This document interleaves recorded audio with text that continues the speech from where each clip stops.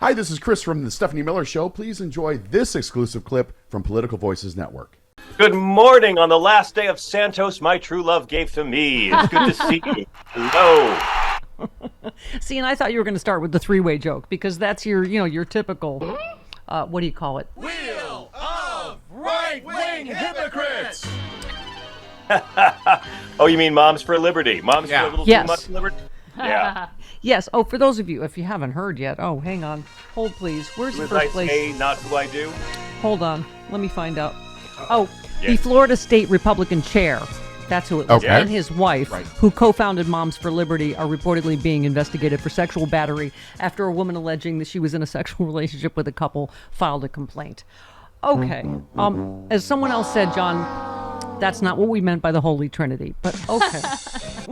Can I just say, I don't need you making Moms for Liberty people sound more likable. That's the most likable trait I've seen from any of them yet. Yeah, if you're going to be having a menage a trois, it's really easy to not physically abuse the third party. I don't know. Yes. Just check what your passwords are, people. Check your safe words. Yes. And by the way, speaking of violence, can I just say Bono and Jimmy Carter and Amnesty International and the Pope have all demanded the UN intervene to stop the senseless slaughter of Ron DeSantis by Gavin Newsom and Fox News. Please, someone. I already read that tweet off the top of the show and said John Fugelsang has won Twitter. Everyone just quit now. Oh my God, it was hard. It was like a prison fight. He beat him and he pummeled him and then he mounted him and then he ate him in the prison yard. Yeah, I can't hear enough. Can we get another? Oh, give me 10. Let's just experience together. Here we go. What you're doing is using education as a sword for your cultural purge.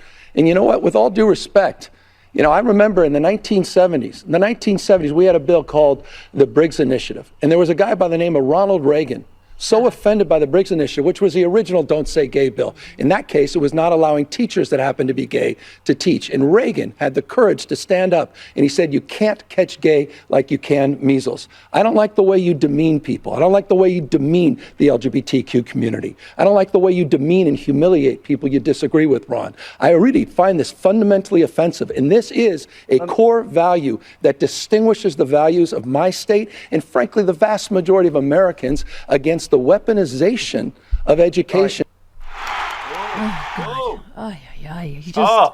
He was using DeSantis' spine as a toothpick by the end of that thing. And beating him with zombie Reagan. By the way, so as we probably know, Sandra Day O'Connor has died, and we were just talking about, she'd be considered a, left-wing communist lunatic on today's Supreme Court. I mean, so would Reagan. Yeah, thank you. Yeah. Who gave amnesty to millions of immigrants. So yeah, where do we start with? By the way, speaking of history, you had a lot of thoughts. You had a lot of feelings about Henry Kissinger. Oh yes. Yes, you said the kindest thing I can say about him is he's going to have a much better 2024 than Donald Trump. Yes. In lieu of flowers, the Kissinger family requests cases of True Blood be sent to Dick Cheney.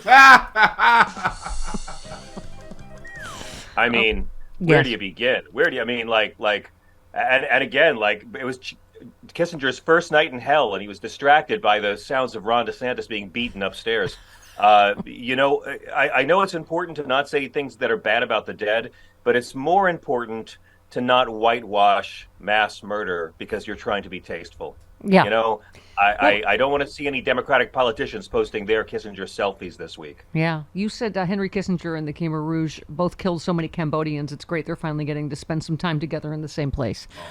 Kissinger is responsible personally for the death of about 500,000 Cambodian civilians. And that led to the civil war that led to the Khmer Rouge, which killed 2 million Cambodian civilians. So, yeah, and Kissinger was lying about this up through his 90s. He was still lying about all of this. So, yeah, God bless his grieving family.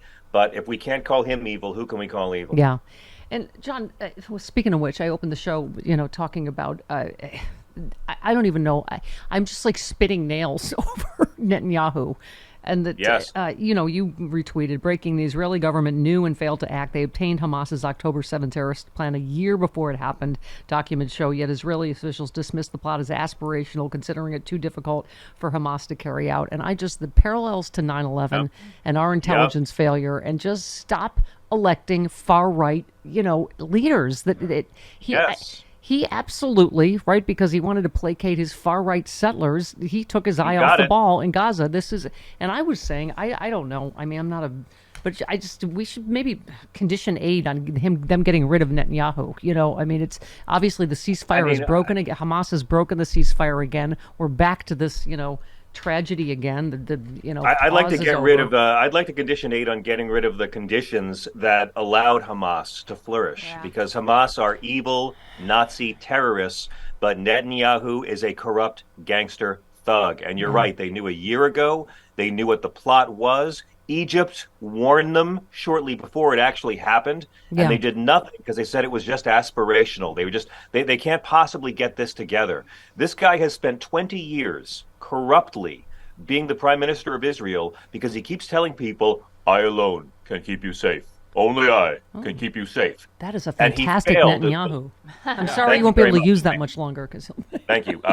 And he failed in the most spectacular, awful way possible. This guy, we know in 2019, he was literally telling the Likud party to prop up Hamas and keep them in power because he needed a villain. He needed an evil boogeyman, and Hamas is evil, but he needed that evil in power to make him look good and protect his own And station. I was remembering how he disrespected President Obama. The Republicans in Congress and Netanyahu disrespected Obama by inviting him to come speak before Congress against Obama's Iran deal behind Obama's back. I mean, it just and that's, by the way, after Netanyahu gave a medal to Obama as well. This whole thing is it's disgusting, and he's been like this for a long time. But both he and Hamas and Ron DeSantis all prove that if you put religious conservatives in charge of anything, what you will get is the opposite of what those religions teach. Yes. Time and time again, show me any time in world history, any society where the extreme religious conservatives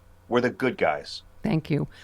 Speaking of which, could you take your organ out for me? Sure. Thank you very much. Slap it on the Jody, chest. here's how you come for John Fugelsang about the Bible. Oh, yes. You don't. No, just don't. No. Well, Yeah. No one told. Is it InSign? He said Jesus was considered far right by today's standards, spoke out against the government, wanted traditional roles for men and women, felt the family structure was fundamental to a pious life under God, believed charity was an individual's duty and not the government. You said Jesus is far left by today's standards. He calls out the conservative religious bosses more than Rome, possibly the biggest feminist in the Bible. He bade his followers leave their families. He commands individuals and nations to care for the poor and sick and to welcome the stranger. Thank you, John. Yep. Listen, I mean, it's the easiest question to ask. I mean, the easiest question to ask a right-wing loved one or coworker or Facebook friend you're still inexplicably chatting with is ask them, where was Barack Obama born? Yeah. I did it again on my show this week. It's the fastest litmus test you can get to see if somebody prioritizes lies over truth. But for Christians, just ask them, one actual teaching of Jesus the Republican Party has fought for in this century. Yep. Ask this to your family at the holidays. Just one. And you'll get a lot of stuff that's not in the Bible, like abortion or a strong border. Or I had this week. He brought the U.S. Embassy to Jerusalem. Jesus never commented on America or our embassy in the year 33 A.D. Didn't come up. So again, these people are going to use religion and hide behind religion and this false piety as a cloaking device for their meanness. Yeah. I say we have to be in the camouflage removal business. You don't have to hate. Just take away their veneer of Christian respectability as they're not following the guy. Given this Moms for Liberty story, they obviously believe marriage is between a man and a woman and another woman, Well, but again, I have no problem with that. That's like the most likable thing any Moms for Liberty member has ever done. Yeah. Consenting adults doing their own thing is Except wonderful. for all her gay bashing. It's the violence part. It's the beating up the girlfriend part. Thank you. Guys, it's not hard, Moms for Liberty. You can do this. Yeah. Yeah, there was actual gay bashing in this case, right? This is someone else tried to come after you after that. Tim said, show me where the Bible says you get to steal others' money to pay your healthy or debts. Yeah. Where does the Bible say government should take care? You know nothing about the Bible, and it shows. No, you didn't, to John Fugelsang. I tell you, I cried for days over that one. I didn't know how to come back at that. You said Jesus says to pay your taxes in Matthew 22. He commands individuals and nations to care for the poor and sick in Matthew 25. And right-wing Christians used your exact argument to justify rejecting Jesus' teaching when in a voting booth. Now go persecute some migrants and trans kids. Okay, that's how you come for John Fugelsang on the Bible. Don't You don't. do it. Don't. Had it with these frauds. Had it, Steph. Yeah. John, 2024 is going to be maybe the last year of our democracy, but also a very exciting year for Sexy Liberal. There's so many things we can't tell you, right? We have battle plans we can't release. But listen, get those tickets for San Francisco. We know for sure the first show out of the chute, right, in 2024, January 20th. Right, I cannot wait. January 20th, 1 year to the day before a president gets sworn in D.C. Be there. Yep. And the DNC show in Chicago in August, already almost sold out. And then we're going to have a lot of more announcements to come. And please get the pay-per-view, $20. That show is an evergreen, the only show of 2023 in LA. $20 at sexyliberal.com. There it is, my first drink of the day, ZBiotics Pre-Alcohol Probiotic. Many of you know my story. I stopped drinking wine for 3 years during COVID, during the lockdown as part of a health reset. Now I drink wine in moderation, but this is an amazing new product. I've always believed in probiotics. And ZBiotics, check this out. You drink just one of these. It's the world's first genetically engineered probiotic. It was invented by PhD scientists to tackle rough mornings after drinking. I am using this and I feel great in the morning. I don't have to worry if I have an extra glass of wine, I still feel great in the morning. Here's how it works. When you drink, alcohol gets converted into a toxic byproduct in the gut. I've always had acid reflux problems. It is this byproduct, not dehydration, that's to blame for your rough next day. ZBiotics produces an enzyme to break this byproduct down. All I know is it works. It is ZBiotics Pre-Alcohol Probiotic. Go to zbiotics.com/politicalvoices or scan the QR code on the screen right now.